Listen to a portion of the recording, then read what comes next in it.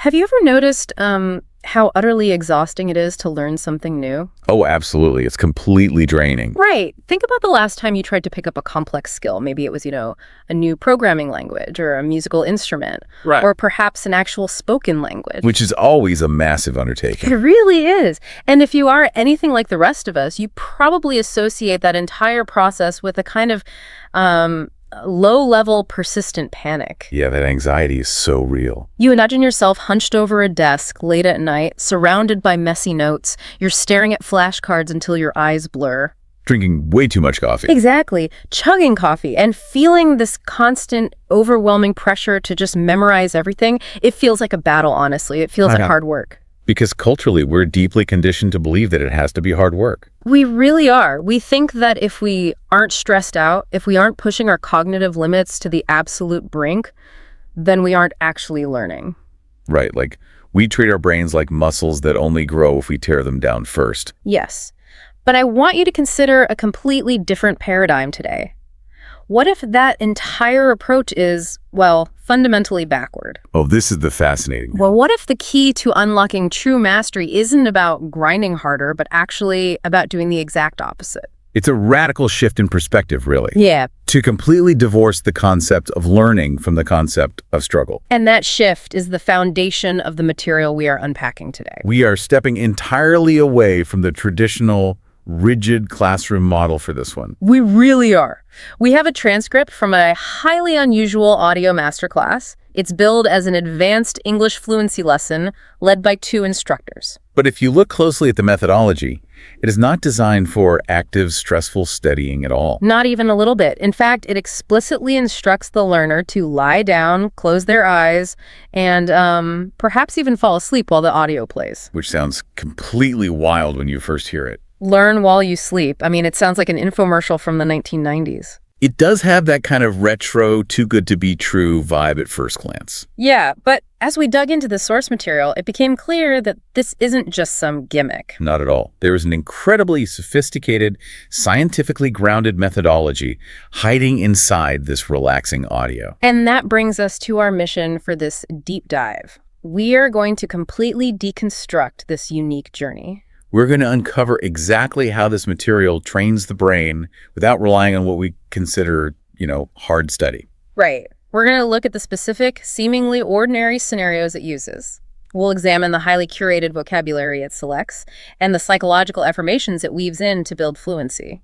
The ultimate goal is to understand how you can absorb something as complex as a foreign language just by resting. So, what is the analytical framework we'll be using to examine this text today? Well, it all centers around a core thesis. The text argues that language is absorbed best through peace, rhythm, and emotional connection, rather than through stress and rote memorization. So tension is the enemy. Exactly. The source material essentially argues that tension is the ultimate enemy of fluency. We will be looking at how every single sentence in this masterclass is engineered to lower the learner's psychological defenses. To disarm the nervous system, basically. Precisely. It wants to create a state of profound receptivity. Okay, let's unpack this, because right from the opening moments, the material sets a tone that is completely jarring if you're expecting a challenging academic course. There is absolutely no syllabus. No list of irregular verbs to memorize either. Instead, the instructors start with direct, almost hypnotic instructions aimed at the physical body. They tell the listener, and this is a direct quote, "You don't need to push yourself. You don't need to focus too hard." You don't need to focus. That is so counterintuitive for a class. It really is. They ask you to take a deep breath, Right. relax your shoulders, and just let the language flow. So why target the physical body first? I mean, what is the cognitive strategy behind actively telling a student not to focus? Well, think about what happens in a traditional learning environment. Your brain is usually in a state of high alert. Right. You're stressed? You are worried about making a mistake, about forgetting a grammatical rule, or sounding foolish when the teacher calls on you. Oh, the dread of being called on. Exactly. Physiologically, that anxiety triggers a mild stress response. Your body releases cortisol, and your amygdala, which is the brain's threat detection center, becomes highly active. So your brain literally thinks it's in danger. In a minor way, yes. And in linguistics, there's a concept known as the affective filter. When your stress is high, this hypothetical filter goes up, and it literally blocks your brain from absorbing new language input. Wow. So the stress is physically preventing the learning. Yes, the material is actively trying to lower that effective filter. By instructing the user to physically relax and explicitly giving them permission not to focus, they are engaging the parasympathetic nervous system. Which is the rest and digest state, right? Exactly, the rest and digest state. It's kind of like the difference between trying to aggressively memorize the sheet music for a new song versus simply letting that same song play softly in the background while you're sitting at a cafe. Oh, that is a fantastic analogy. Like, if you are staring at the sheet music, you are stressing over every quarter note, every rest. You're trying to force your brain to encode the data. It's rigid. You're tensing up. Right. But if you just sit in the cafe, relax, sipping a coffee, and hear that song playing over the speakers day after day, well, eventually you find yourself tapping your foot to the exact rhythm. You know exactly when the chorus is going to drop. You know the lyrics without ever having tried to learn them. The song just becomes a part of you.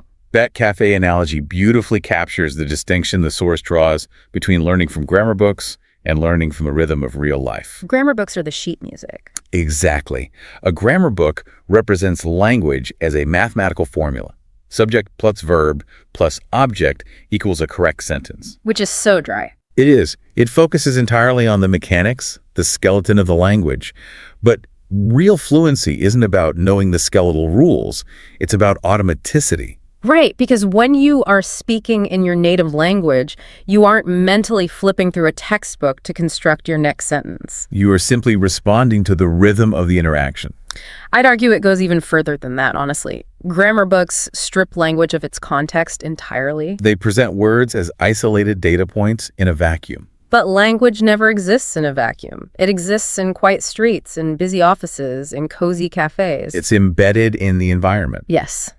And by embedding the language in these rich, sensory, real-life moments, the brain encodes the language not as a rule to be memorized, but as an experience to be remembered. It's the difference between memorizing the chemical formula for an apple versus actually taking a bite of one. Oh, that's good. And that lived experience is processed differently in the brain, isn't it? It really is. When you study a grammar book, you are relying heavily on declarative memory. That's the conscious recall of facts and events. Like remembering a historical date for a test. Exactly. And that requires immense cognitive effort to retrieve during a fast-paced conversation. But by absorbing language through passive, relaxed scenarios, the material aims to shift the learning into procedural memory. Procedural memory, that's like muscle memory, right? Yes, the same type of memory you use to ride a bicycle or type on a keyboard. It becomes an unconscious skill. You don't think about where the keys are, you just type. Precisely. The text repeatedly emphasizes letting the mind open gently to replace the harsh effort of conscious translation with the peaceful ease of automatic recognition. Okay, so if the goal is to shift language into procedural memory, then we really have to look at the actual scenarios this masterclass uses to do that. We do, and this is a fascinating part of the text. Because this is where I experienced a bit of whiplash reading the transcript. When you hear the phrase Advanced English Fluency Masterclass, you expect high-level content. You expect debates on macroeconomics or complex philosophical vocabulary. Or at least deep dives into weird cultural idioms. But this text focuses intensely on the architecture of incredibly mundane moments. It focuses on the power of the ordinary. The scenarios are almost absurdly simple. First, you are asked to imagine walking down a quiet street early in the morning. A shopkeeper says, "Good morning, how are you today?" And the response you practice is simply, "I'm doing well, thank you. How about you?" Right. Then you are in a cafe, and the barista asks, "What would you like to drink?" You reply, "I'd like a cappuccino, please." Very standard exchanges. And later, you are at work, and a colleague casually asks, "Hey, did you finish the report?" And you respond, "Not yet, but I'm almost done." So ordinary. I have to play devil's advocate here for a second. If this is truly an advanced masterclass designed to push someone to the highest levels of fluency, why are the scenarios basic beginner level? It's a very fair question. I mean, good morning. I'd like a cappuccino. A day one learner knows this stuff. It's a natural objection, but the source material addresses this apparent contradiction head on. Okay, what's their defense? The argument is that advanced fluency isn't defined by the sheer volume of complicated words you possess. True fluency is defined by how automatically and effortlessly you deploy ordinary words. Oh, that's interesting. The text explicitly states, and I quote, This exchange may sound ordinary, but this is the true foundation of fluency. Ordinary words used naturally, comfortably, and automatically. So it's not about expanding the database of words, it's about optimizing the retrieval speed of the words you already have. Precisely. The core objective in these scenarios is the elimination of translation friction. Translation friction, can you break that down? Sure. Consider a learner who is intermediate but not yet fluent. When they hear a simple prompt like, "How are you today?" A complex, multi-step cognitive process initiates. Like a chain reaction in the brain. Right. First, they hear the English phones. Then they translate them into their native language. Then they conceptualize a response in their native language. Wow, that's already 3 steps. And it continues. They translate that concept back into English vocabulary, apply grammatical rules to arrange the words, and finally articulate the sentence. That sounds exhausting. It is. This process might take only a second, but in a real-time conversation, a 1-second delay feels like an eternity. It creates those awkward micropauses, it makes the conversation feel clunky, and it immediately signals to the other person that you aren't a native speaker. Regardless of how perfect your grammar might be, yes. Right. The cognitive load is immense. The text aims to bypass that entire process. Right. By taking highly familiar low-stakes scenarios and repeating them in a state of deep neurological relaxation, the method attempts to forge a direct automatic pathway. So you aren't thinking about the meaning of the words at all. No, you are simply reacting to the environmental prompt. The prompt, "How are you?" bypasses the translation center entirely and triggers the motor output, "I'm doing well, thanks." That automaticity, that unconscious competence is the ultimate hallmark of an advanced speaker. Mastering the mundane is the gateway to fluency. It absolutely is. And it's not just the words themselves that they are mastering here, it's the emotional resonance of the interaction. Let's look closer at that cafe scenario. Yes, the text is very deliberate there. The source doesn't just give you the dialogue, it paints a picture.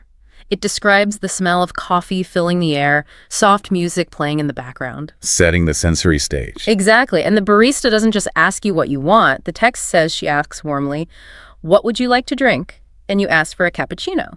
And then she smiles. She smiles and kindly asks, "Would you like it hot or iced?" And you answer clearly, "Hot, please." The text specifically notes that each sentence flows gently with kindness and clarity. That emphasis on warmth, kindness, and clarity is deeply intentional. Why is that so important? The source posits that intonation and tone demonstrate respect just as much as the actual vocabulary. In another scenario set at a grocery store, the cashier asks, "Do you need a bag?" And the prescribed response is, "No, thank you, I brought my own." Right. And the accompanying instruction asks the learner to feel how polite and balanced that sounds. Which highlights something crucial about human interaction. Language isn't just an information transfer system. Not at all. I mean, if you just want to transfer information, you could bark, "I do not need a bag." True. The data is transmitted. But language is a social cohesion tool. Navigating social nuance is an incredibly advanced skill. The text is training the learner to encode the emotional tone right alongside the vocabulary. Because if you use the grammatically correct words, but your tone is stiff, robotic, or stressed, you won't sound fluent. People won't feel comfortable around you. The emotion behind the tone is what actually sells the fluency. And that social cohesion requires flexibility, right? Yeah. Real conversation isn't a pre-written script. It is highly unpredictable. Exactly. You have to be able to pivot your thoughts in real time. To address this, the text introduces what it calls short connection exercises, describing them as little bridges between thoughts. I found this part fascinating.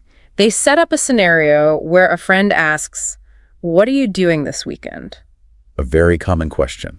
And instead of giving you one perfect answer to memorize, they provide 2 very different responses.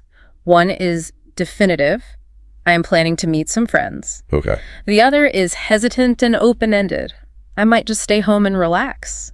Why present 2 diverging paths? Because it forces the brain to experience the language as a flexible tool for expressing changing intentions rather than a fixed, rigid path. You're not just memorizing a script. Right. By practicing these little cognitive bridges, the difference in feeling between "I'm planning to" and "I might just," the learner is rehearsing cognitive flexibility. Getting comfortable with options. The text notes that as you mentally whisper these varying options, your pronunciation improves quietly in the background of your mind. It is a low-pressure environment to rehearse the subtle mental pivots that characterize everyday spontaneous dialogue. It's so interesting how the source keeps referring to the background of your mind and the rhythm of the language. It's a running theme. It almost sounds like they are teaching a music appreciation class rather than linguistics. Which brings us to the next major philosophical pillar of the text, the musicality, rhythm, and tone of English. The source literally compares the language to a song. It does. And is there a strong linguistic basis for this? Yes, there is. It falls under the study of prosody, which is the rhythm, stress, and intonation of speech. The source explicitly connects sentence structure to musical patterns. Also, For instance, it points out a foundational phonetic rule in English. Questions usually rise in pitch, while answers flow downward. so the inflection changes. The example provided is the question, "Are you ready?" where the vocal tone lifts at the end, followed by the answer, "Yes, I'm ready," where the pitch drops, grounds itself, and settles. Let's actually demonstrate this because the text spends a significant amount of time telling the learner they must not just understand English conceptually, but feel it physically. Yes, feeling the emotion is key. It instructs the learner to hear the emotion behind each tone, to sense the small pauses that make native English sound natural. If I just read the words flatly, like a machine, it sounds like this. Are you ready? Yes, I am ready. It conveys the necessary data, but it sounds completely dead. It triggers the uncanny valley effect. It's That's good. creepy. It really is. It lacks the melodic contour that native speakers subconsciously rely on to infer meaning, intention, and emotional state. Let's role-play the example they provide about the beautiful day. Okay, I will deliver the line without the musicality the text demands, and you observe how it changes the social dynamic. Here we go. It is a beautiful day, isn't it? Right. If you say it like that flat and monotone, it sounds like you were just stating a dry meteorological fact. Or worse, it sounds slightly sarcastic. Yeah, like it's actually raining outside. But the text specifically instructs that there's warmth in that rhythm.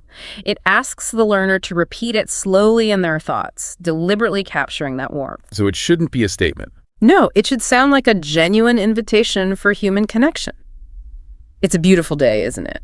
Do you hear that lift at the end? Yes, the pitch goes up. Isn't it acts as a little melodic hook? It's actively reaching out and asking for agreement. And then the text directs the learner to imagine replying with calm confidence. Okay, let me try to embody that. Yes, it is. It feels so nice today. You can literally feel how the tone drops and settles on the word is. Yes, it is. It grounds the conversation. It feels stable, comfortable, and validating. That continuous interplay of rising and falling pitch is what the source means when it says the brain learns these musical patterns naturally through repetition. Because it's like a song. Exactly. They argue that when you learn language as a song, you remember it without conscious effort. The melodic contour of the sentence essentially functions as a mnemonic device. Think about your own life and how your memory operates. How much easier is it for you to recall the exact lyrics to a pop song you haven't heard in 15 years compared to remembering a single paragraph from an article you read yesterday morning? It's not even a contest. The song wins every time. Right. If information possesses a rhythm, and if it carries a specific emotional tone, our brains instinctively latch onto it. The text describes this perfectly, like a song you remember without even trying. The source is essentially trying to weaponize the concept of an earworm to teach English. Weaponizing an earworm. That is a brilliant way to frame it. They want the structural syntax of English to get stuck in your head. But not as abstract grammatical rules, as familiar, comforting melodies. And this focus on feeling the emotion and sensing the micro pauses is absolutely crucial. Yes, in spoken language, the pauses are just as communicative as the words themselves. Think about our role play. It's a beautiful day, isn't it? Pause. Yes, it is. That micro pause before the response indicates thought, genuine agreement, and comfort. It signals to the nervous system of the listener that the speaker is relaxed. Because if you rush the answer, jumping in immediately without a pause, what does that convey? It conveys anxiety or a desire to escape the interaction entirely. Right. So the source is literally teaching the rhythm of a relaxed nervous system. That's a great way to put it. Okay. So if we accept that mastering these external interactions, talking to the shopkeeper, the barista, the colleague, relies on rhythm and relaxation, what happens when we stop talking to other people? This is where the text makes a major shift. Because the material introduces a massive pivot at this point. It turns completely inward. It introduces what I consider the most powerful, paradigm-shifting concept in this entire deep dive: the internal monologue. Yes, the masterclass begins teaching the learner how to narrate their own private day to themselves in English. This represents a profound psychological transition in the learning journey, doesn't it? It absolutely does. Yeah. The source moves from teaching you how to interface with the external world to teaching you how to fundamentally alter your internal cognitive environment. Give us some examples from the text. Well, it provides examples of waking up and thinking to yourself, it's going to be a good day, or looking out the bedroom window and whispering, the weather looks nice today, or walking into the kitchen and thinking, I need some coffee to wake up. So why is this important? Why does talking to yourself in an empty kitchen matter for language acquisition? It's a foundational shift. I look at it like this. Think about a smartphone. You have all these different apps you use to communicate with the outside world. Your email, your messaging apps, your social media feeds. Right. Practicing cafe scenarios is like learning how to use those specific apps. But beneath all those applications is the phone's underlying operating system. The OS. Yes, the OS is what silently manages the battery, the memory allocation, the background processes. By instructing the learner to narrate their mundane daily life, where are my keys? I can't find my phone. Okay, I'm leaving now. The text is attempting to overwrite the learner's baseline operating system. That is a highly accurate analogy. It is systematically reprogramming the internal voice. And in neurobiology, we might equate this to engaging the default mode network, or DMN. What exactly is the DMN? The DMN is the network of interacting brain regions that is active when a person is not focused on the outside world. It's the brain wandering, daydreaming, and producing that constant internal monologue. So it's the background hum of the brain. Exactly. And the text notes that each of these tiny English thoughts reflects a piece of real life. When a learner repeats these phrases daily, they become, as the source calls them, automatic responses. So by narrating the frantic search for lost keys in English, you are linking the language to a genuine, immediate personal experience. Complete with its own minor spike in cortisol. Yes, because you aren't just calmly reciting the vocabulary phrase, the keys are lost. You are genuinely a little frustrated, a little rushed. Your internal voice says, where are my keys? The text claims that learning in this highly contextualized state teaches the brain time, mood, and rhythm. You are no longer taking a concept conceptualized in your native language and translating it. No, you are experiencing the concept directly for the first time in English. When you think, I'm going to the office, I'll take the bus today, I hope I'm not late, you are aligning the English syntax with your own real-time anticipation and anxiety. The language ceases to be a subject you are studying. It becomes the actual vehicle for your own consciousness. It forces English to be the default reaction to the environment. And the text carries this internal narration all the way into the evening, too. Yes, introducing reflective sentences for the end of the day. You are supposed to imagine feeling physically tired and thinking, it's been a long day, or I'm ready to rest, or I need a break. The source explains that these are natural sentences that reflect how you truly feel in that vulnerable moment. And here is the crucial insight provided by the text. When you connect English to emotion, you speak more fluently and naturally. It all comes back to emotion. If you strip the emotion out, the brain discards the data. That's a reason to keep it. But it goes even deeper with the final evening reflections. The text instructs the learner to imagine talking to themselves right before sleep. Using very specific phrases. Phrases like, I learned something new today. Today was productive. Tomorrow will be even better. Wait a minute. Those aren't just random vocabulary phrases. No, they are not. Those are explicit, positive affirmations. They are carefully constructed psychological interventions. Why are they included? The text notes that these affirmations help your brain associate English with peace and progress. This is a vital tactic for long-term retention. How so? Well, think about the emotional baggage most adult language learners carry. They associate the target language with feelings of inadequacy, frustration, embarrassment, or sheer exhaustion. Basically, the language itself becomes a trigger for stress. Exactly. By requiring the learner to actively generate thoughts of progress and hope in English, the methodology is actively rewiring the emotional valence of the language itself. Oh, wow. So English is no longer the stressful obstacle you were failing to overcome. No, it becomes the comforting language in which you encourage and soothe yourself. That is incredibly clever pedagogical design. They are using the language itself to build the psychological resilience required to keep learning the language. It's a self-sustaining loop. Which leads us perfectly into how this masterclass handles the concept of vocabulary. Because despite the focus on mundane moments, this is an advanced course. And they do introduce a specific set of target vocabulary words. But the specific words they choose to highlight are fascinating. Let's examine that specific vocabulary list provided in the text.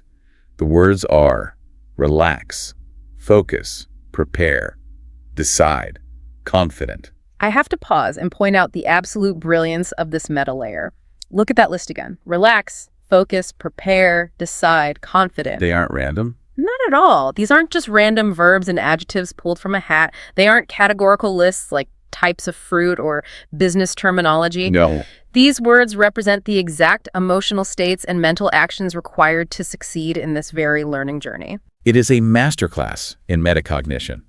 The material isn't just teaching vocabulary. It is equipping the learner with linguistic tools to articulate and manage their own cognitive process. And importantly, it completely eschews dry dictionary definitions. This is a focus, Yeah. a central point, as of attraction, attention, or activity. Which is how every textbook does it. Instead, it embeds these words into emotionally resonant, highly relatable sentences. Let's break those down. For the word relax, the text gives the examples. I like to relax after work, and listening to music helps me relax. Very natural phrasing. For focus, it provides, I need to focus on my English today, and it's hard to focus when I'm tired. The underlying premise here is that these phrases are powerful precisely because they map onto universal emotional realities. Right. Everyone, regardless of their native language, deeply understands the frustrating sensation of trying to focus when they are exhausted. Oh, we've all been there. By linking the new English word focus to that universal human experience, the text ensures the word anchors deeply in the episodic memory. So it's tying the word to a feeling we already know intimately. Exactly. It utilizes the concept of state-dependent memory, the phenomenon where memory retrieval is most efficient when an individual is in the same state of consciousness as they were when the memory was formed. The same principle applies to prepare and decide. The examples are things like, I'm preparing for my exam, or I can't decide what to eat. These are intensely relatable micro-moments. We've all stared blankly into a refrigerator, unable to make a choice, but what I find really incredible is how the text instructs the learner to interact with these sentences. It's a very unique instruction. It doesn't ask you to write them down 50 times. It says, the more you use a word in different situations, the deeper it lives in your memory. And then it explicitly asks the learner to mix language practice with raw imagination. The role of imagination in this source material cannot be overstated. It is positioned as a primary engine of learning. How exactly does it ask the learner to use imagination? The text asks the user to physically picture themselves sitting at a desk, studying peacefully, feeling their confidence organically growing. It asks them to vividly imagine a stranger asking, "Do you speak English?" and responding with a calm, assured smile. So you are visualizing the success before it happens. The text is using imagination as a foundational pedagogical tool. It's essentially mental rehearsal, which is a technique heavily utilized in sports psychology, right? Absolutely. An Olympic gymnast will vividly visualize their entire routine, feeling the chalk on their hands, sensing the rotation in the air, hearing the landing before they ever step onto the mat. They run the simulation in their head. The text is having the learner visualize the successful, fluent, low-stress use of English before it actually happens in reality. The transcript literally says, these examples bring vocabulary to life because you imagine them happening in real moments. And from a neurological standpoint, it creates a synthetic memory. What do you mean by a synthetic memory? Well, the brain's visual cortex and motor pathways are activated during vivid imagination in ways that are remarkably similar to actual physical execution. Wait, really? So the brain doesn't know the difference? The brain is surprisingly bad at distinguishing between a deeply vividly imagined event and a physical reality in terms of the neural pathways it reinforces. Wow. By vividly imagining the context of the vocabulary words, the learner is essentially tricking their brain into believing it has already successfully deployed these words in the real world countless times. It builds a robust foundation of experiential confidence. And it does so without exposing the learner to the real world risk of making a mistake. That is fascinating. Which brings us to the final and perhaps most mysterious element of this entire deep dive, the role of the subconscious in sleep. This is the big hook. Because remember, the central premise of this entire audio experience, the hook that drew us in, is that you can absorb this language while you are resting or even fully asleep. Yes, that is the ultimate promise of the masterclass. How exactly does this methodology claim this mechanical process works? Is it just pseudoscience? The source makes a very bold, specific claim. It states, even while you sleep, your subconscious listens to rhythm, stress, and pronunciation. Okay, but how? The mechanics of this, according to the methodology, rely on the fact that the human brain is fundamentally a pattern recognition machine. And this pattern recognition function does not simply shut down when we lose waking consciousness. Our brains are still working when we're asleep. Very much so. During rest, particularly during specific sleep cycles, the brain is highly active in consolidating memories, pruning synapses, and making connections. So it's organizing the day's data. Exactly. Yeah. The premise is that by providing a continuous, gentle stream of highly structured rhythmic audio input, the sleeping brain will continue to process and integrate these auditory patterns automatically. I see how this connects back to what we just at the very beginning about the affective filter and removing the stress barrier. Yes, the two concepts are deeply linked. The text explicitly says that the mind simply learns in a quieter, gentler way when you are resting. Because when you are asleep, your ego is entirely out of the way. You can't be embarrassed when you're unconscious. Exactly. Your anxiety about grammar rules is offline. Your fear of sounding foolish in front of a barista simply doesn't exist. You are in a state of pure, unfiltered, non-judgmental reception. The cognitive roadblocks are completely removed. When you place the mind in this quiet state, it allows the rhythmic patterns of the English language to bypass the short-term working memory. Which is easily overwhelmed during the day. Right, it acts as a bottleneck during active study. But during sleep, the input can bypass that and settle directly into long-term memory structures. The claim is that the more often you listen, the faster your brain connects patterns automatically. It's leveraging the brain's natural background processing power.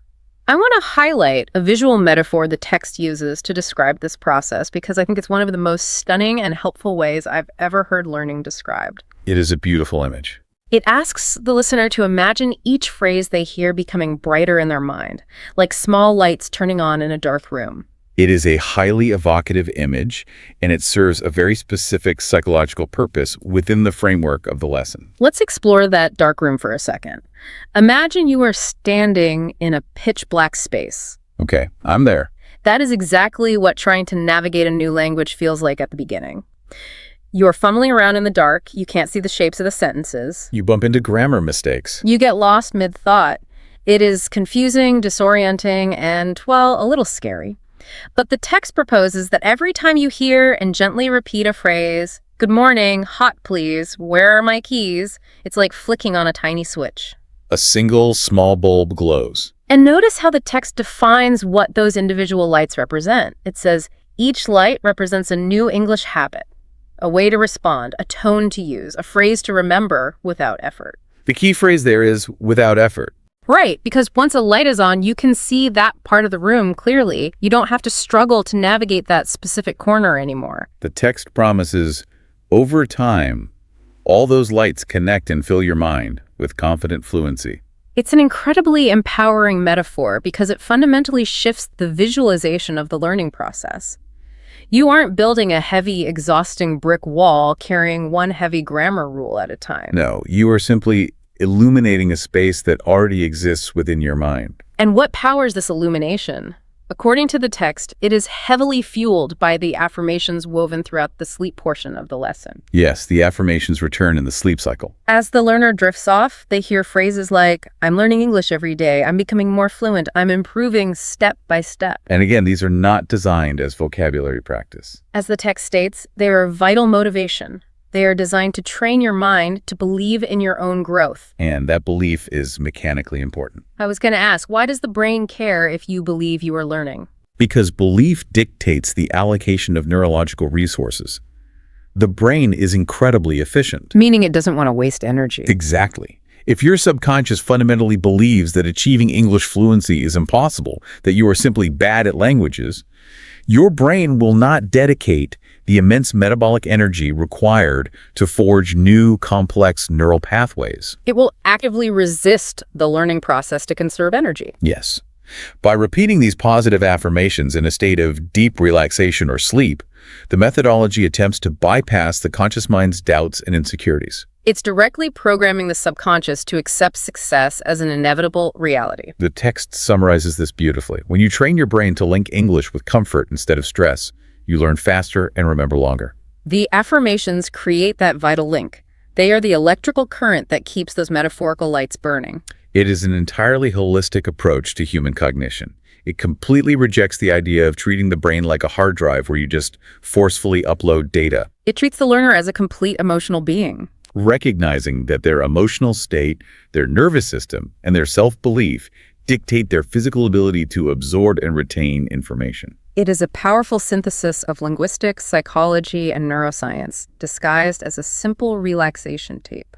It really is brilliant packaging. We have covered a massive amount of cognitive ground today on this deep dive. We certainly have. We started by examining a transcript that seemed, on its surface, almost absurdly simple, a lesson that literally tells you to lie down and stop trying so hard. But as we deconstructed it, we revealed an incredibly structured, highly emotionally intelligent framework for skill acquisition. We saw how it prioritizes the musical rhythm and prosody of language over rigid mathematical grammar rules. We saw how it uses the architecture of ordinary, mundane scenarios to build unconscious automaticity and lower the cognitive load. We explored the genius of teaching a learner to narrate their own internal monologue, effectively rewriting their brain's baseline operating system. And we examined how it utilizes vivid imagination, mental rehearsal, and positive affirmations during deep rest to gently illuminate the mind, like lights slowly filling a dark room. It serves as a compelling, scientifically grounded argument against our traditional,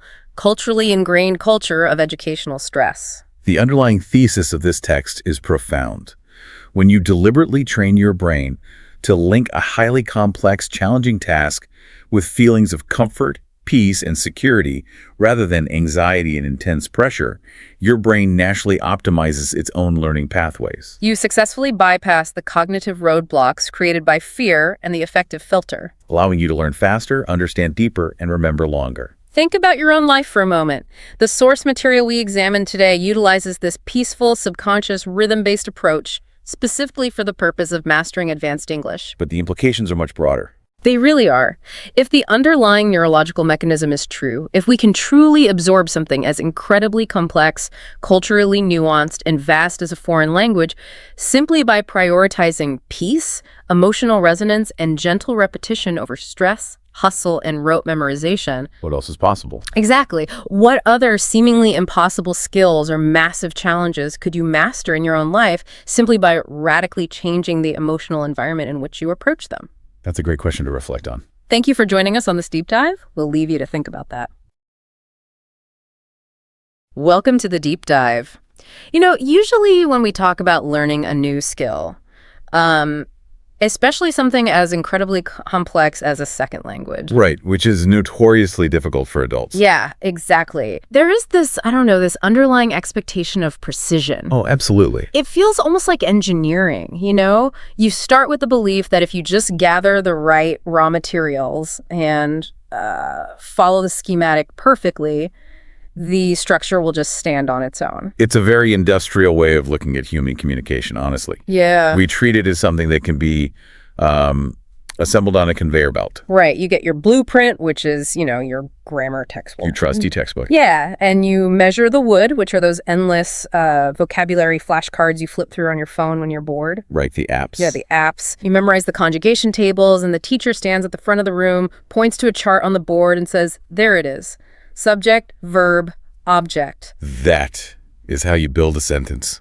Exactly. And it makes sense on paper, right? I mean, you want an X-ray of the language. Right. You want the inner workings. You want to look at a sentence and be able to diagnose it immediately, like a broken or not broken, correct or incorrect. It's comforting.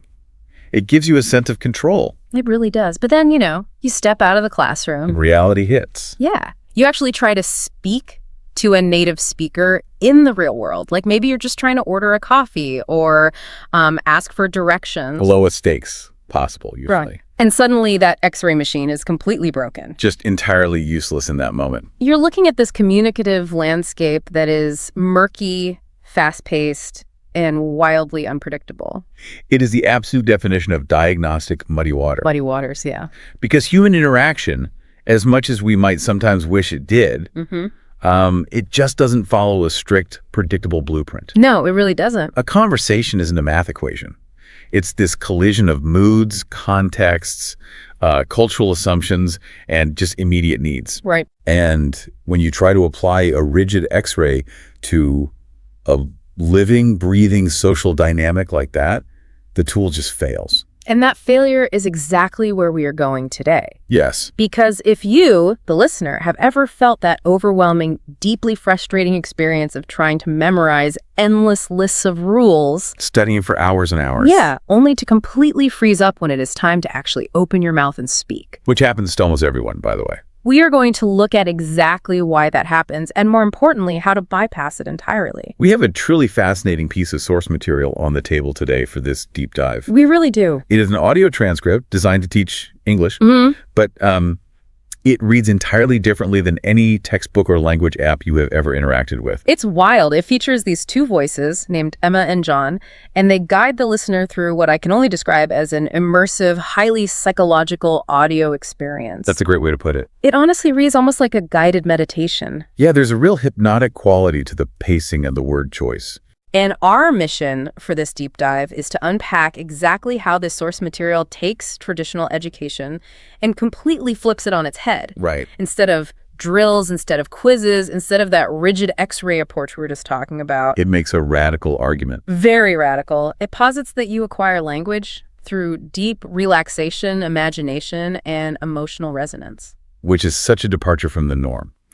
The goal here is to analyze the underlying mechanics of this approach. We really want to understand the why and the how. Because it sounds almost too nice, right? Right. Like, why does replacing the anxiety of traditional learning with the rhythmic, emotional landscape of human connection actually work? Yeah. How does shifting the focus away from mechanical perfection lead to a more efficient path to true fluency? So let's look at the central thesis of this text. Let's do it. Early on, the source explicitly lays out its philosophy, and as you said, it's quite a departure. It really is. It says, every phrase connects to a feeling.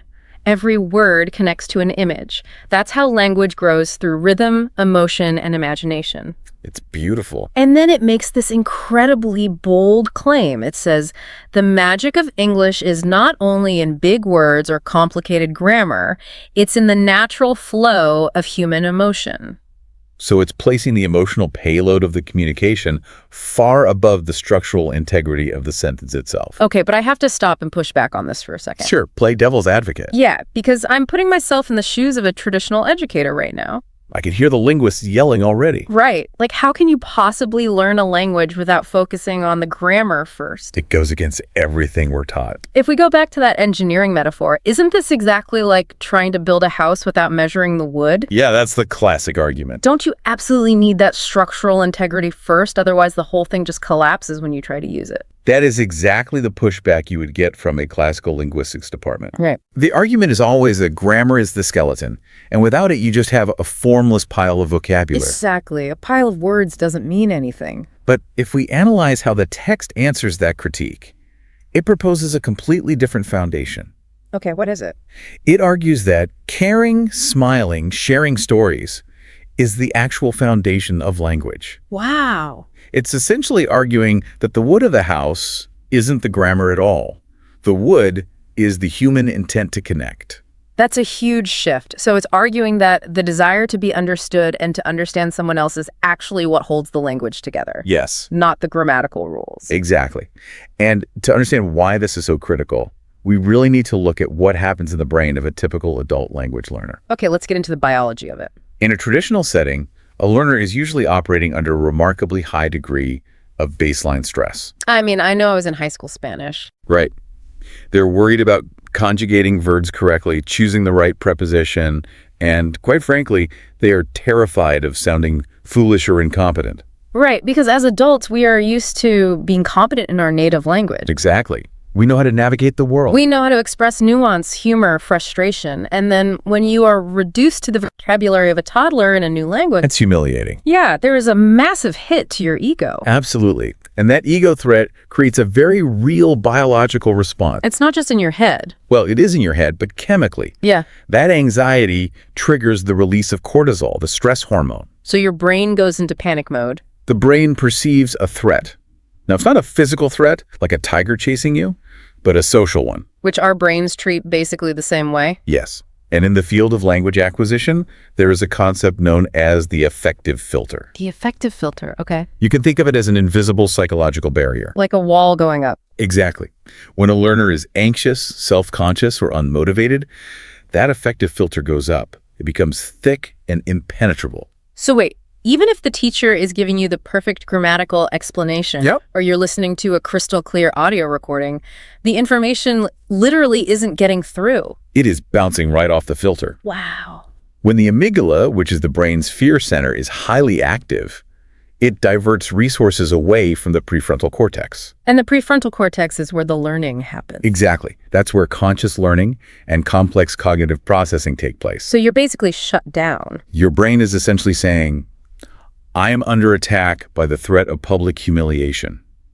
I do not have the bandwidth to absorb the beautiful, subtle nuances of the past perfect continuous tense. That is so relatable. You are just in fight or flight. Exactly. You're just trying to survive the interaction. If you've ever stood at a bakery in a foreign country, mentally rehearsing 1 croissant, please, 20 times. Sweating over the pronunciation. Yeah. Only to have it come out as a garbled mess when the baker actually looks at you. Because the pressure hits. Right. If you've experienced that, you know exactly what this cognitive block feels like. Precisely. Now look at what this source material does in response to that biological reality. It does the opposite, right? It intentionally and systematically associates the target language with positive, deeply relaxed emotional states. It's trying to force the wall down. It actively forces that affective filter down. Yeah. When the text tells the learner to let the sound of English fill their thoughts, like a quiet river flowing gently, softly, endlessly. Which sounds so poetic. It isn't just trying to be flowery. It is initiating a physiological shift in the listener's autonomic nervous system. So it's literally trying to change your body chemistry before you even learn a word? Yes. It's trying to move the learner out of the sympathetic nervous system. The fight or flight. Right. And move them into the parasympathetic nervous system. Which is the rest and digest state. Exactly. It is preparing the brain to absorb linguistic input without resistance. That makes so much sense. Because when you are relaxed, your brain is highly receptive. The affective filter is lowered, and the language can actually permeate into long-term memory. And if you look closely at the text itself, you can see exactly how it forces this shift. It's baked into the script. It is. There are auditory cues, stage directions, basically written directly into the script for the two voices, Emma and John. Right, the voice actors. It doesn't just give the dialogue they're supposed to say, it dictates the exact emotional frequency of the words. The emotional modifier. Yes. The script will actually say, John, parenthesis, warmly, hey, it's so good to see you. And then Emma. Right. And then Emma, parenthesis, happily, it's great to see you too. It's so specific. Later on, there are specific directions, like casually or understandingly or kindly. They aren't just reciting a script. No, they are modeling the emotional posture of fluency. And if we connect this to the bigger picture of how human beings evolved to communicate, it explains perfectly why the text prioritizes how something is said over what is said. Because the how came first. Exactly. For hundreds of thousands of years before we had written grammar rules, we communicated through tone, pitch, facial expression, and body language. Right.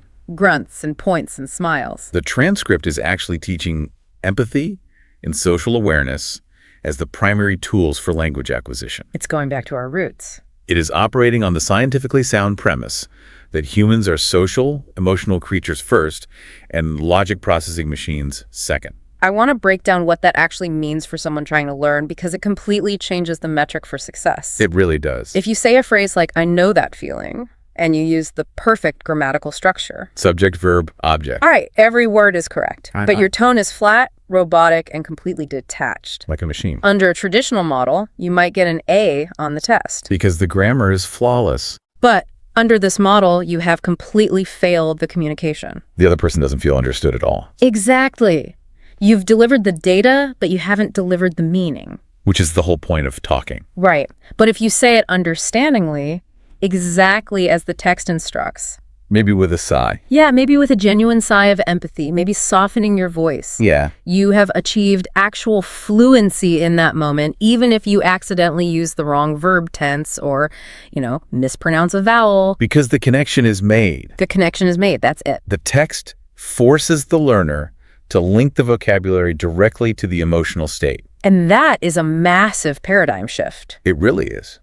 You aren't just memorizing the words, I know that feeling, as a string of arbitrary sounds. Right. You are being asked to summon the actual feeling of empathy within yourself. You have to feel it first. And then attach the English sounds to that feeling. It's basically bypassing the middleman. Exactly. It bypasses the translation phase. Because normally you translate in your head. Right. A traditional learner thinks of the concept in their native language, translates the vocabulary, checks the grammar rules, and then finally speaks. Which is why it's incredibly slow and cognitively taxing. It's exhausting. But this method asks you to feel an emotion and then express that emotion directly in English. Wow. You are anchoring the language to an internal biological state rather than an external dictionary. Okay, that makes a lot of theoretical sense, but it brings up a really practical question. What's that? If language is fundamentally built on imagination and emotion and human connection, how do you train for that when you're just sitting alone in your bedroom with a pair of headphones? That is the million-dollar question. Right. If I'm supposed to be practicing empathy, who am I empathizing with? My lamp. How does the text actually put this into practice? That is where the methodology relies heavily on what we might call the theater of the mind. The theater of the mind. I like that. The source doesn't just talk about abstract feelings. It constructs very specific, vivid mental simulations for the learner to step into. It asks you to close your eyes and build these incredibly detailed scenes. Yeah, it prompts you. For example, early on it says, imagine you're meeting a friend at a park. The sun is shining, birds are singing, and your friend waves as you walk closer. Notice the specific sensory details it includes in that first example. The sun and the birds. Right? The shining sun, the singing birds. Mm-hmm. It is deliberately building a complete low-stress environment in the imagination before any English is even introduced. It's setting the stage. It's establishing that parasympathetic baseline we discussed earlier. And then later, it places you at the office, or catching a train at a busy station, or just buying something at a local store. Right. But I have to admit, when I was first reading through these scenarios, I was struck by how incredibly Well, how mundane they are. mundane. In what sense? Well, think about the power of visualization. You are doing this deep, almost hypnotic mental exercise. You can go anywhere in your mind. Exactly. You have the power of your entire imagination at your disposal. You could be imagining yourself giving a brilliant TED Talk to an audience of thousands. Or accepting an Oscar. Right. Or flawlessly negotiating a high-stakes million-dollar contract in a boardroom. Or having a profound philosophical debate in a coffee shop in Paris. You could simulate anything. Anything. But instead, the text has you close your eyes and imagine asking a clerk what time the train leaves. Yeah. Or apologizing for being 5 minutes late to a casual meeting. Very normal stuff. Or asking a shopkeeper, excuse me, how much is this? And then saying, okay, I'll take it. It is the absolute bare bones basics of daily life. Yes. And I kept thinking, why focus on such simple, almost boring exchanges? It seems like a waste of the imagination. It feels like having access to a billion-dollar state-of-the-art virtual reality simulator and using it to simulate the most average Tuesday afternoon of your life. That's a funny way to look at it. Yeah. But it's a fascinating observation because the mundanity is actually the genius of the method. Really? How so? The text explicitly states why it focuses on these micro interactions. It says, real English lives in these small exchanges. They're not fancy, but they are powerful. Okay. And it points out that these small exchanges create a friendly, natural English energy around you. A friendly, natural English energy. What does that mean from a cognitive perspective? It goes back to cognitive load theory and that affective filter. Okay, remind me. Imagine if the text did ask you to visualize giving a TED Talk or negotiating $1 million contract. I would be sweating. Exactly. Even in your imagination, those scenarios carry a massive amount of implicit pressure. Because they're hard to do in any language. Right. They require highly complex vocabulary, flawless pacing, and high stakes. Simply imagining that scenario would immediately spike your anxiety. So even a fake TED Talk ruins the relaxation. Your brain would perceive the imagined pressure, release cortisol, and up goes the affective filter. Because your brain knows you aren't ready for a TED Talk, so it panics, even if it's just pretend. Exactly. By intentionally keeping the scenarios mundane, buying a ticket, asking a price, saying hello, the brain remains entirely relaxed. The stakes are virtually zero. Exactly zero. But more importantly, it is preparing the learner to handle the actual daily situations that make up, 99% of human life with automatic confidence. That makes a lot of sense because honestly, it's those small moments that actually determine how comfortable you feel in a language. The daily friction. Yeah. If you freeze up and panic at the coffee shop just because the barista asks if you want a receipt, Which happens all the time. that shot of adrenaline completely derails your confidence for the rest of the day. You feel like a failure. You'll avoid speaking entirely after that. You'll just point at menus and nod. The micro failures compound, but so do the micro successes. So building up those tiny wins is key. Let's look at the specific phrases that text chooses to practice in these mundane scenarios. It groups them into functional categories of human connection. For apologies and empathy, the learner practices, I know that feeling, and I didn't mean to. Very simple. For requests and gratitude, it focuses on, could you give me a hand? And I really appreciate it. Again, just basic polite interactions. And for practical everyday navigation, it practices. What time does the next train leave? Yeah. Excuse me, how much is this? And crucially, every single one of those mundane phrases is attached to one of those emotional stage directions we talked about earlier. Yes, the emotional anchors. So when you practice saying, I didn't mean to, you aren't just reciting words from a page. You're acting it out. The text forces you to feel the genuine regret. You have to embody the apology in your imaginary office. Right. When you say, could you give me a hand? You are actively practicing the feeling of vulnerability. The humility of reaching out for help. This is where the neuroscience of mental rehearsal becomes so relevant, right? Oh, absolutely. When you vividly imagine performing an action, especially when you tie it to a strong emotional state and sensory details like that sunny park, That happens in the brain. your brain fires the exact same neural pathways as it would if you were actually performing the action in real life. Wait, the exact same ones? Yes. Elite athletes use this constantly. Really? A gymnast rehearsing a routine in her mind is actually triggering micro contractions in her muscles Wow. and strengthening the neural circuits required for the movement just by thinking about it. So by mentally practicing these mundane exchanges in a safe, imagined environment, the learner is literally building a track record of success in their own nervous system. Yes, you are simulating the real world, but completely removing the real-world consequences of looking foolish or making a mistake. Because it's all in your head. The brain doesn't completely differentiate between a vividly emotionally charged imagined experience and a historical reality. That is a crazy concept. So when you finally walk into an actual physical train station in a foreign country, Your brain is like, oh, I've been here before. exactly, it doesn't panic because it feels like it has already successfully navigated this exact situation 100 times before. You've preloaded the confidence. You've essentially hacked the simulation. But there's another layer to this. It's not just about what words you choose in the store, or even the emotion you manage to attach to them. Right, there's the physical aspect. At some point, you actually have to open your mouth and physically produce the sounds. You have to speak. And that's where I usually trip up. Because knowing a word and physically saying it fluidly feel like two completely different tasks. They are very different tasks. Which brings us to a part of the source material that I found incredibly revealing, the instruction on the physicality and the musicality of speech.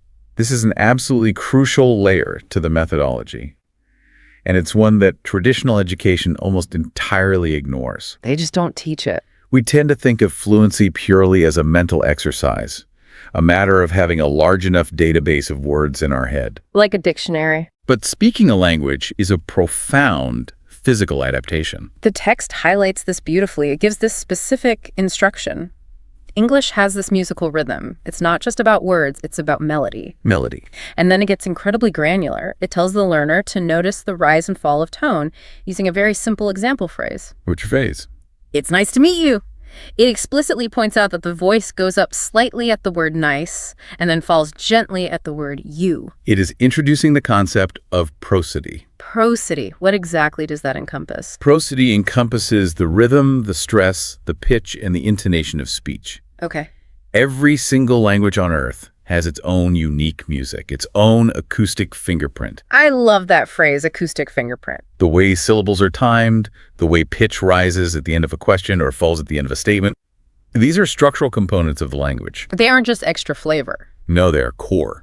If you speak English with the perfect grammar and vocabulary, but you use the prosody of your native language, Native English speakers will be so confused. they will struggle immensely to understand you. Because they aren't hearing the melody they expect. It's like playing the right notes of a song, but with a completely wrong rhythm. It sounds like a different song entirely. Exactly. And worse than just being misunderstood linguistically, they might severely misinterpret your emotional intent. Oh, definitely. Right. If you say, "It's nice to meet you," but you use a perfectly flat, robotic, monotonic pitch, it doesn't sound friendly at all. It sounds like you were being held hostage. It sounds sarcastic Or, or angry or completely dismissive. yeah. Even though the dictionary definition of the words literally means you are happy to meet them, the music of your voice is saying, "I hate you." Which is exactly why the text commands the learner to go beyond mimicry of the vowels and consonants. It wants you to copy the whole vibe. The exact quote from the source is,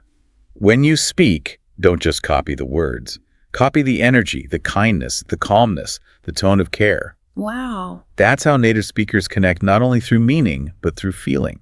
I kept thinking of a specific analogy while I was reading this part of the transcript. What's that? It feels exactly like athletics. Oh, interesting. The text explicitly says that when you say sentences slowly, your pronunciation improves automatically because your muscles memorize the movement of English sounds. The muscle's right. It's like a basketball player doing slow motion free throws. Breaking down the mechanics. Yeah.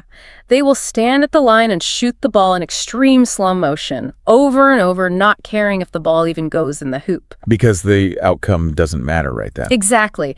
They are just focusing entirely on the angle of the elbow, the placement of the fingers, and the flick of the wrist. Form over speed. They are trying to perfect their physical form before they add speed.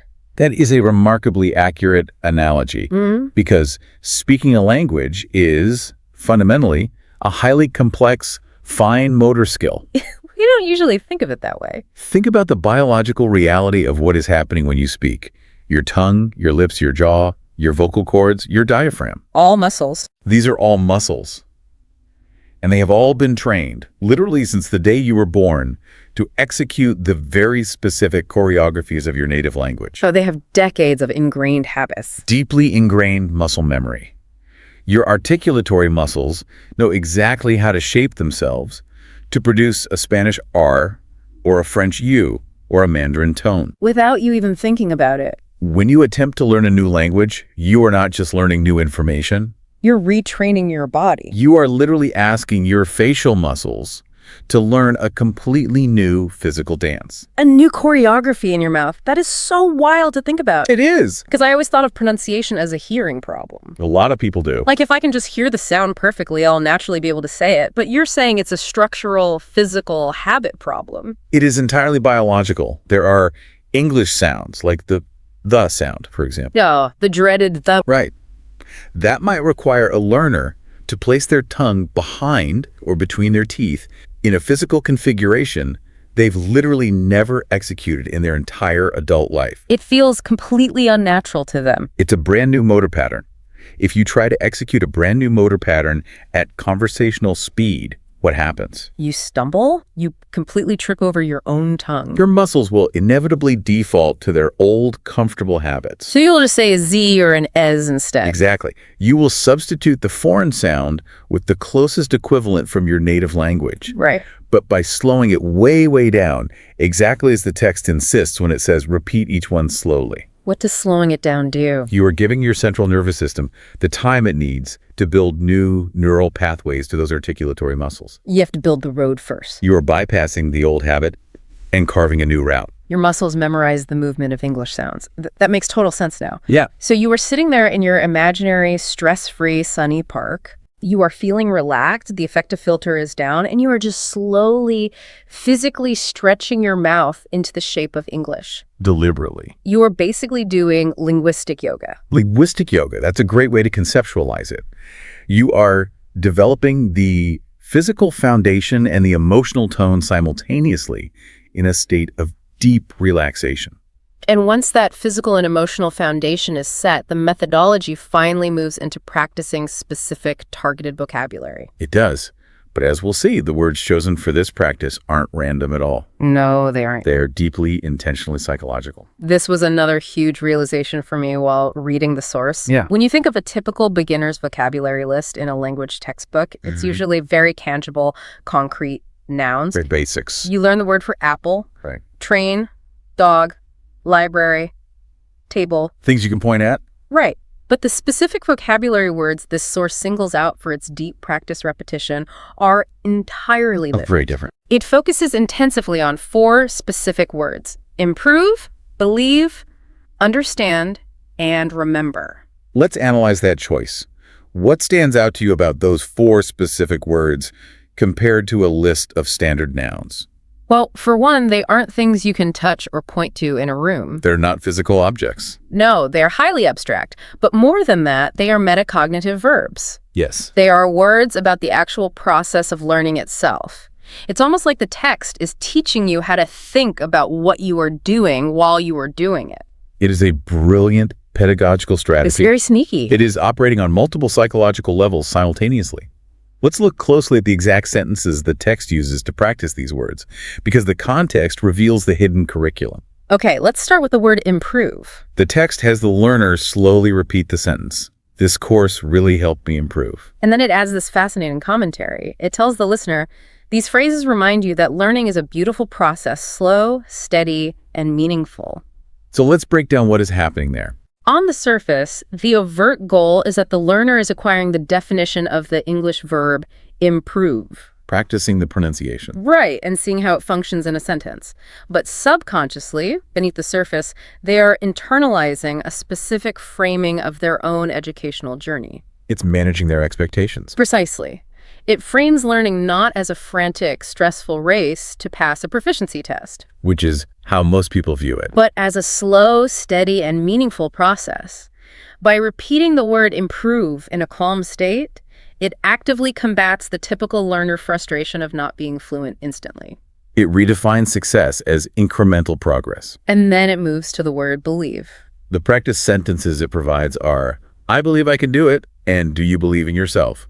And she believes that hard work pays off. And what is the text's explicit justification for having the learner repeat these specific phrases? It says, these words plant positivity in your thoughts, and positivity strengthens memory. Positivity strengthens memory. This is a crucial claim, and it raises a vital point about the neurochemistry of learning. Let's get into the chemistry. Is there biological truth to that statement? Yeah, absolutely. Really? When you experience positive emotions, when you feel capable, encouraged, or successful, your brain releases dopamine. Okay, the reward chemical. We often think of dopamine just as the reward chemical, like when you eat sugar or check social media. Right. But in the context of learning, dopamine acts like a save button for memory consolidation. Wait, really? Dopamine actually helps you remember things better. Absolutely. Dopamine signals to the hippocampus that the current information is valuable and should be stored in long-term memory. Wow. Conversely, as we discussed with cortisol and anxiety, stress actively inhibits the hippocampus. So stress blocks the save button. Yes. So by having the learner repeat affirmations like, I believe I can do it, in the target language, the source is using vocabulary practice as a highly efficient dual-purpose tool. It's a 2-for-1. It is teaching the semantics of the English word, while simultaneously delivering psychological affirmations that boost the learner's self-efficacy. Triggering that dopamine. Triggering the dopamine release and literally chemically enhancing their brain's ability to retain the vocabulary. That is incredible. You are learning the language by essentially brainwashing yourself into believing you can learn the language. It's a positive feedback loop. And that belief chemically locks the language into your brain. That's the beauty of it. Then we move to the word understand. The practice sentences are, I understand what you mean, I don't understand this part, and she understands me well. Again, look at the framing here. We see the continuous focus on interpersonal connection over mere data translation. Right. It's about the other person. The text defines understand not just as decoding a grammatical sentence, but as knowing the meaning or feeling behind it. It's reinforcing empathy. It is reinforcing the empathy and social awareness we discussed in the first section. It's reminding the learner that the goal is to understand the person, not just the words. And finally, the fourth word, remember. The phrases are, I remember that day. Try to remember this phrase. I can't remember his name. And the text says that whispering these phrases softly strengthens your fluency from the inside out. From the inside out. That phrase encapsulates the entire philosophy of the source material. It really is the core message. Traditional language learning often feels like it's happening from the outside in. You're forcing it. Yeah, you are trying to force external rules, external lists, and external corrections into your brain through sheer willpower. You're trying to hammer the grammar into your skull. Exactly, just brutal memorization. But this methodology argues for the opposite. It's a gentle approach. This isn't about memorizing a sterile list from a piece of paper outside of yourself. It is about anchoring these concepts deeply within your own psyche. You are building an internal architecture, A foundation of belief, understanding, steady improvement, and memory.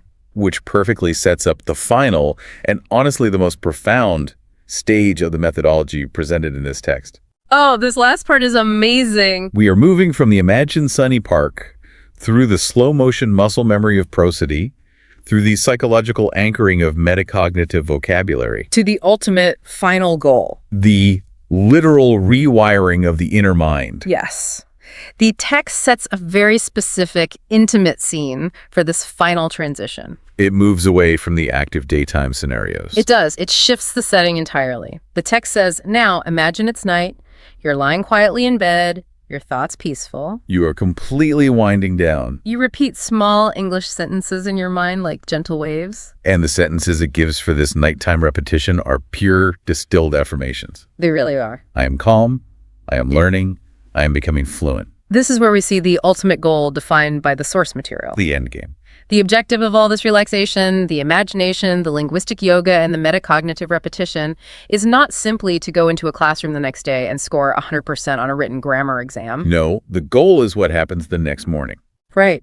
The text says, imagine tomorrow morning you wake up and your thoughts automatically form in English. Before you even try to speak. You think, what time is it? Or I need some water, or I have a lot to do today. The transition from conscious translation to automatic direct thought. Which is huge. That is universally considered the holy grail of second language acquisition. To just think in the language, the text has this incredibly powerful realization. It says, that's when you realize your brain has changed. English has quietly become part of your inner voice. Your inner voice. Let's just sit with that concept for a second. Your inner voice, the internal monologue that narrates your life. The voice in your head. This silent voice that you use to worry about the future, to dream about possibilities, to plan your day, to judge yourself. It's who you are. This method is attempting to gently, seamlessly weave a second language into that most intimate, private, cognitive space. It is a profound level of cognitive integration. In developmental psychology, there is a concept articulated by Lev Vygotsky. Okay, here's that. He was a famous psychologist. He talked about inner speech. Inner speech. It's the idea that our internal thought process is deeply tied to the language we use. Okay. By infiltrating the hypnagogic state. Your what state? The hypnagogic state. It's that relaxed period right before sleep when the brain is highly suggestible and consolidating memories. Like when you're half awake, half asleep. Exactly. By targeting that specific state, the text is attempting to bypass conscious effort entirely. It's planting seeds while your defenses are down. Exactly. If we connect this back to the underlying philosophy we started with, it all makes perfect sense. The text says, your English journey is not about perfection, it's about connection. Such an important distinction. By removing the immense pressure of thinking hard, and instead instructing the learner to just listen and let it happen, it paradoxically leads to a much more advanced state of fluency. It is the ultimate paradox of this kind of skill acquisition. Trying less gets you more. The harder you consciously squeeze the language, the more it slips through your fingers. Like sand. Exactly. When you stop treating the language as an enemy to be conquered, or a complex code to be aggressively cracked, Right. and start treating it as a gentle, familiar companion in your daily routine, the brain stops resisting. It opens up. It integrates the new sounds and rhythms into your subconscious baseline. Think about how applicable that is. True mastery of anything, whether it's a new language, a complex sport, playing a musical instrument, or even a nuanced professional skill. It applies to all of it. True mastery isn't present when you have to force it. It isn't happening when you are aggressively white-knuckling your way through a performance, sweating over every single detail. That's just the learning phase. Right. True mastery is achieved when the skill becomes a natural, quiet, automatic part of your internal operating system. When it's second nature. When you don't have to translate your desire into the skill just flows naturally out of the desire. It is the stark difference between merely knowing the rules of a language and actually living inside it. Living inside it. I love that. The text leaves the learner with a final, gentle reassurance. It says, "You are doing beautifully. Stay calm. Stay consistent." It's so supportive. It relies entirely, from beginning to end, on the biological premise that a relaxed, emotionally engaged brain is a profoundly receptive brain. Okay, let's take a breath and zoom out. We've covered a lot. We have covered a massive amount of ground today on this deep dive. We really did. We started with this source material that, at first glance, felt like a radical, almost absurd departure from traditional educational norms. The guided meditation approach. We looked at how it completely dismantled the strict grammar-first engineering approach to language. We saw how it replaced those rigid rules with emotional resonance. It unpacked the neuroscience of the affective filter, proving why prioritizing how you feel when you speak is actually more efficient than obsessing over what you say. We explored the theater of the mind and why simulating the most mundane, everyday scenarios like buying a train ticket or asking a barista for a receipt is actually the secret to lowering cognitive load. Yeah, hacking the brain's mental rehearsal pathways and building durable, real-world confidence. We broke down the intense physical and athletic reality of language. The linguistic yoga. The articulatory muscle memory required to physically produce the melody and prosody of a new tongue. And why slow repetition is biologically necessary to build new neural pathways. And we analyzed how using metacognitive positive vocabulary acts as psychological anchors, utilizing dopamine to consolidate memory, ultimately culminating in the profound goal of rewiring your very own inner voice. It is a beautiful, holistic, and scientifically grounded journey.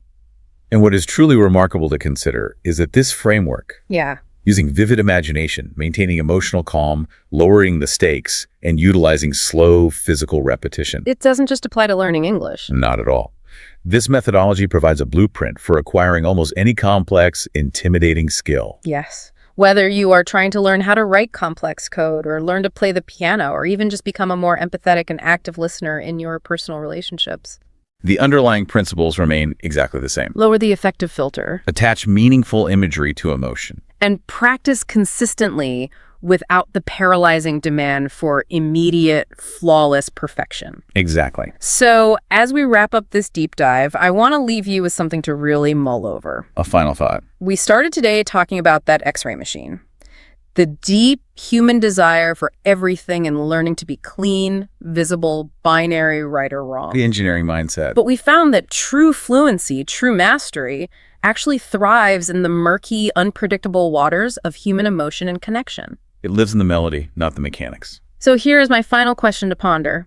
If the true secret to mastering a complex skill like language is to stop striving for rigid perfection, to intentionally drop the anxiety, and to simply tune into the natural rhythm of the experience, let it flow.